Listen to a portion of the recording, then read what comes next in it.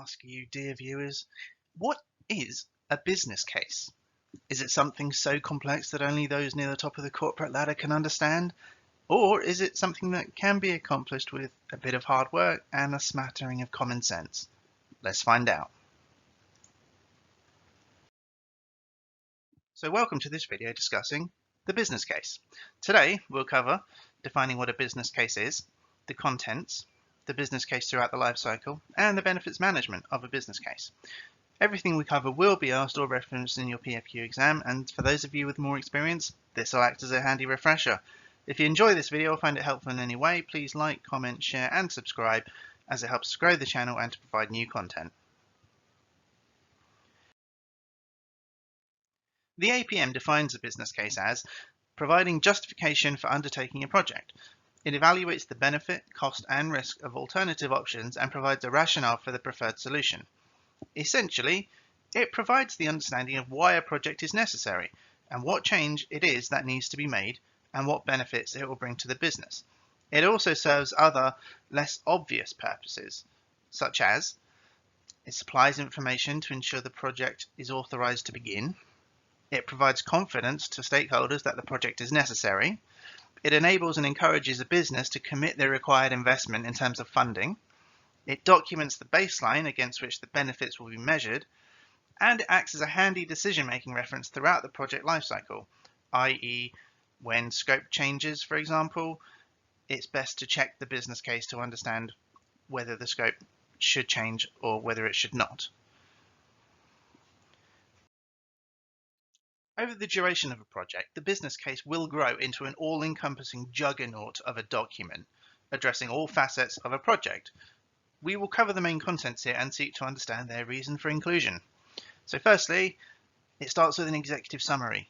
This provides a high-level statement of why the project is required, the expected benefits, and if it's appropriate, an estimated return on the investment.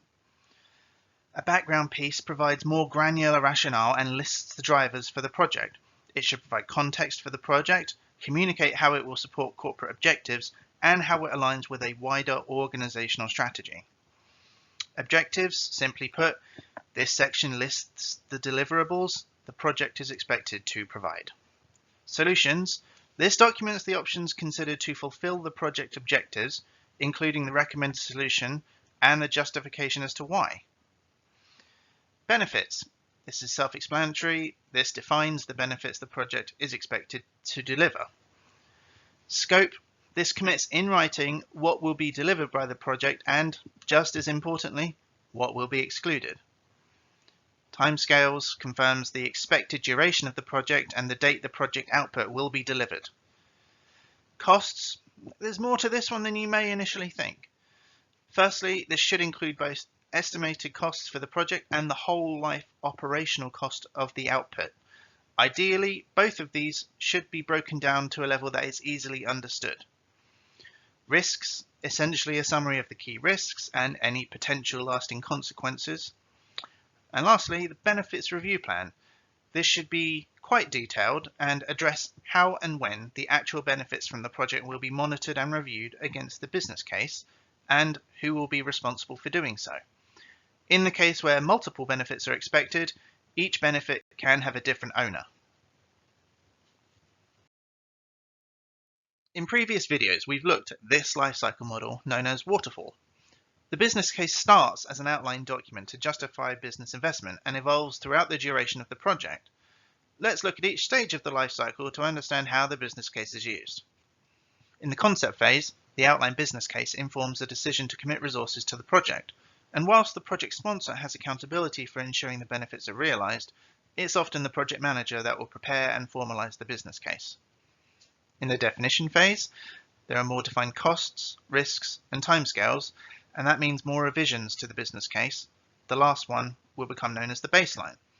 This signifies an agreement amongst the stakeholders and provides a reference point against which the benefits are measured in the future. A plan to document how the benefits are to be measured can also be produced at this time. In the deployment phase, the business case should be regularly reviewed to ensure that the project scope isn't straying away from its original purpose and is still focused on delivering its primary objectives. Any change requests should be reviewed against the business case to understand the likelihood of it impacting the viability of the project.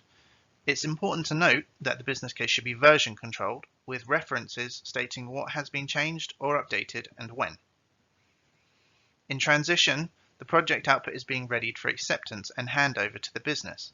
It's important to review the finished product and understand whether it will deliver the benefits promised in the concept and definition phases.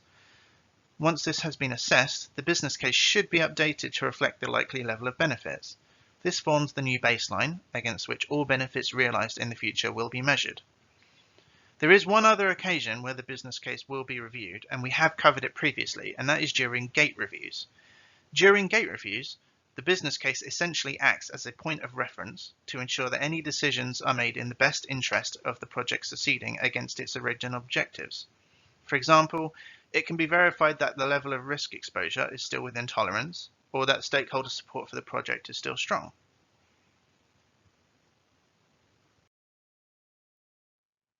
The APM defines benefits realization as the identification, definition, planning, tracking, and realization of benefits. This phase is arguably as important as the project itself. If the business doesn't receive its expected return on investment, then it's possible that the project was a waste of everyone's time, effort, and money. Benefits will not automatically happen upon project completion, however. They need to be planned for and embedded to ensure lasting effects. They should be tracked accordingly against agreed and established metrics. This can provide assurance to the business, but also highlight areas for potential improvement and enable the realignment of expectation. If you enjoyed this video, again, please like, comment, share, and subscribe. And for today's question, I want to know, what are your experiences with business cases? Have you had to read any? Have you had to write one? And if you did, how did you find it? Until next time.